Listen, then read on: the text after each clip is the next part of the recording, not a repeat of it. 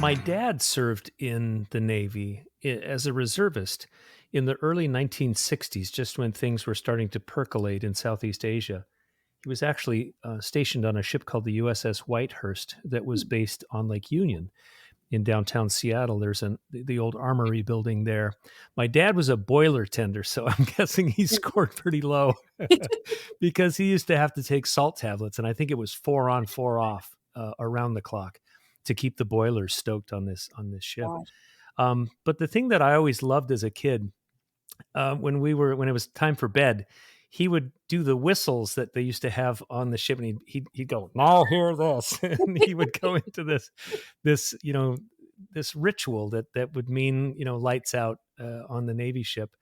And it's just I have such fond memories of that, and I know that even though my dad served for just a year or two during that period, that it had a big impact on him, and just the camaraderie and the culture. I think was a lasting thing for him.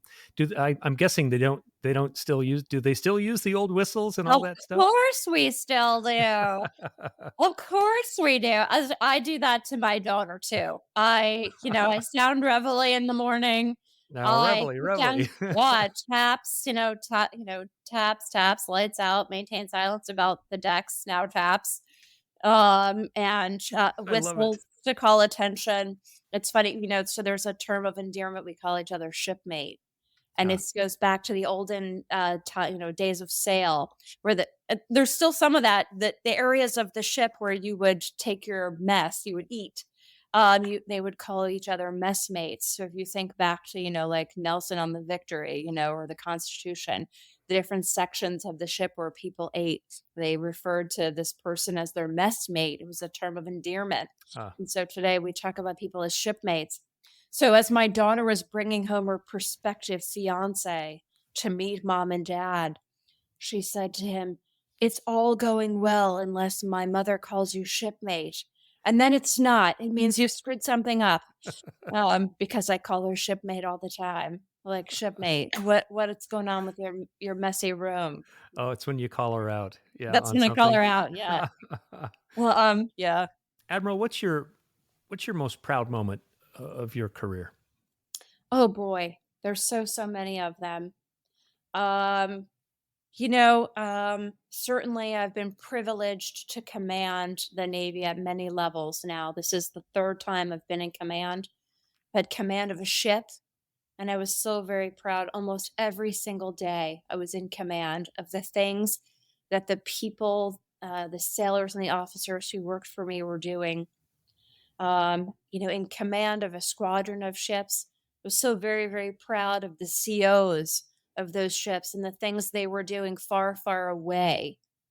Um, and so I've been proud of people introducing their families to me. And I've been proud of them saying, "Oh, Admiral, this is my wife, or this is my daughter, this is my dad. Can I take a picture with you?" Hmm. And so we had the opportunity when we were coming back from deployment on the Nimitz.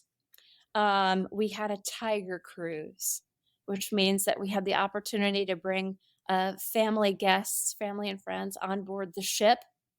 And we had, gosh, like 800 family and friends on board the ship coming back from Hawaii back to San Diego.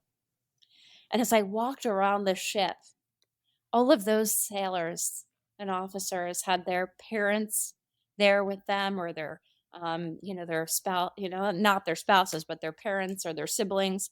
Mhm. And they said, "Can I take a picture with you?" I had so many dads who said, "Admiral, can I get a selfie with you?" And it reminded me why I come to work every day.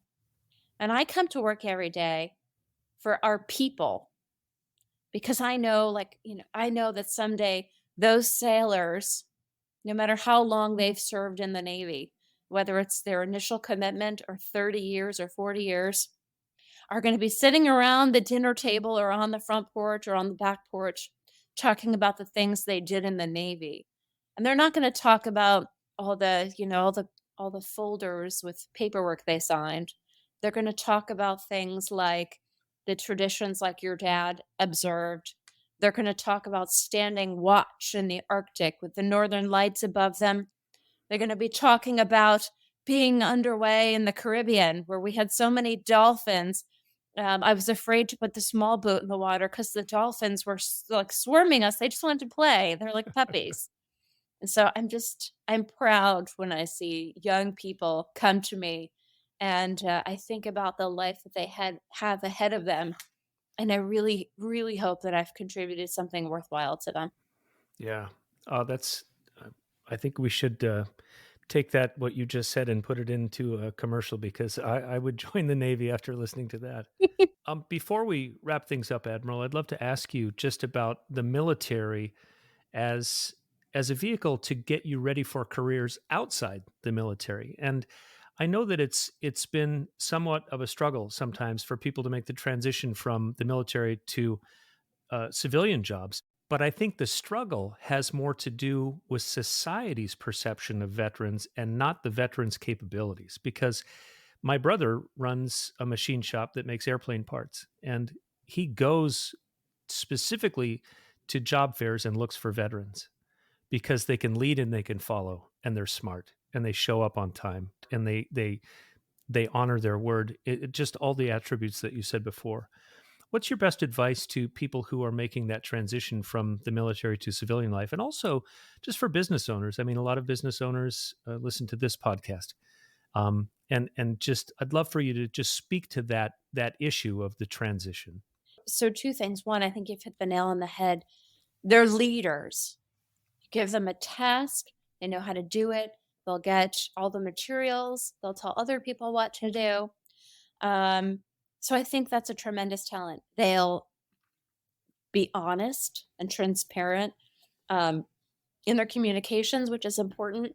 Um, and so I think, many people look for veterans, at job fairs and different things because they know they're people they can depend on.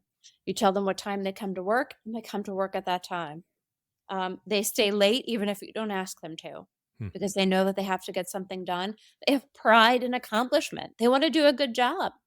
And so they're going to stay as long as until the job gets done. I think sometimes people struggle with a transition um, because there's less structure. And this is just my own personal observation. Hmm. They're used to being rules. They're also used to people following orders. And sometimes for civilians, they're like, dude, you can't tell me what to do. So I think sometimes they're used to having a lot of structure, and sometimes people struggle in the beginning. Um, they also struggle, I think, sometimes because everyone is not as team oriented as veterans are, and so it confuses them sometimes. And we all postpone that day that we have to get out of the military. But everybody, there's laws about that. You have to get out at 40 years, and then that's the end. But it happens to everybody, and I dread that moment. And so for business owners, I think the best thing you could do is coaching. I think it's the best opportunity that you have to ensure that the veterans that you've hired for all of the great things that we know continue to succeed in your organization as they make that and recognizing that it's different and weird. The last job I had as a civilian, I was like, I was I think I worked at the custard stand, in summertime. That was like, I rode And my now you're bike commanding battleships. because I I love it. wasn't old enough to drive. Last time I had a civilian job. I'll tell you a funny story. I did a fellowship. The Navy offers these wonderful federal executive fellowships. And so there was at the think tank that I worked at in DC, on my fellowship, which was a great opportunity to learn, listen, read, and get engaged with what's happening in the world. There were representatives from all services, so Army, Navy, Air Force, Marines, Coast Guard. The first day of our fellowship, we got there. It was like, July. It was the middle of July in DC. And we all showed up at 8 o'clock in the morning.